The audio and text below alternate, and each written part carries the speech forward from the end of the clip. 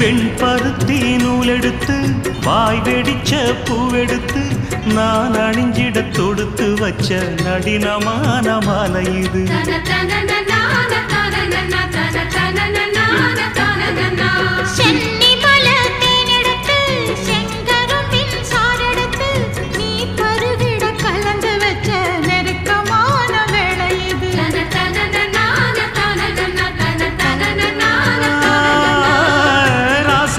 உடம்பிருக்கும் ரவிக்க துணி நானாக அன்னாடம் சூடி கொண்ட ஆசை வச்சாகாதா.